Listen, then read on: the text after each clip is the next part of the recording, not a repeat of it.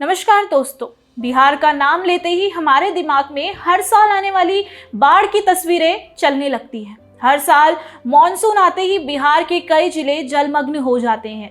लाखों लोग अपने ही घरों से डिस्प्लेस्ड हो जाते हैं, हजारों घर टूटते हैं और फसलें पूरी तरीके से खराब हो जाती हैं। लेकिन इस बार एक नई खबर सुनने में आई है। बिहार सरकार ने हर साल आने वाली बाढ़ से बचाव के लिए 562 करोड़ रुपए का अलग से इन्वेस्टमेंट करने का ऐलान किया है, जिसमें से 86 करोड़ रुपए नेपाल क्षेत्र में बाढ़ को रोकने के काम पर भी खर्च होंगे।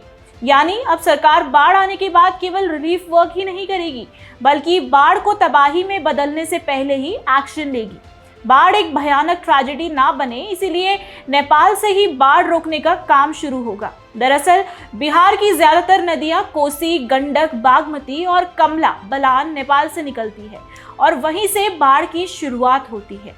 इसीलिए आज की बिहार सरकार सिर्फ राहत पैकेज पर निर्भर तो बिल्कुल नहीं है, बल्कि स्थायी समाधान पर काम कर रही है। इसी कड़ी में नदी किनारों को मजबूत किया जा रहा है। स्पर और गाइड डैम बनाए जा रहे हैं, जिससे नदी का बहाव कम हो जाएगा।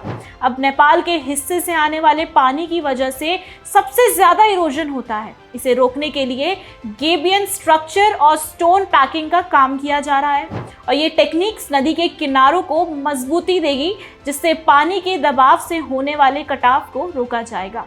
यानी आने वाले वक्त में जब नेपाल से भारी बारिश का पानी छोड़ा जाएगा तो बिहार के गांव और शहर पहले जैसी तबाही का सामना नहीं करेंगे।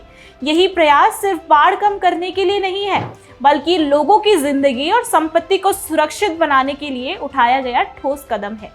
दोस्तों सोचिए, ये काम सिर्फ बिहार की धरती पर नहीं किया जा रहा है, बल्कि उसकी जड़ों तक जाकर किया जा रहा है। नेपाल में कुल 58 लोकेशन मार्क की गई है, जहां बड़े लेवल पर एम्बैंकमेंट यानी तटबंध मजबूत किए जाएंगे।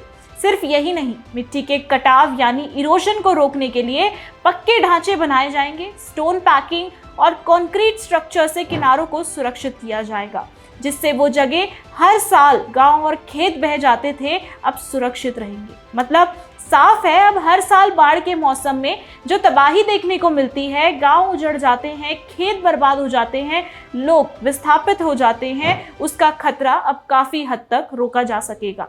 ये कदम सिर्फ एक इंजीनियरिंग प्रोजेक्ट नहीं है, बल्कि करोड़ों लोगों की जिंदगी और भविष्य को सुरक्षित करने की कोशिश है।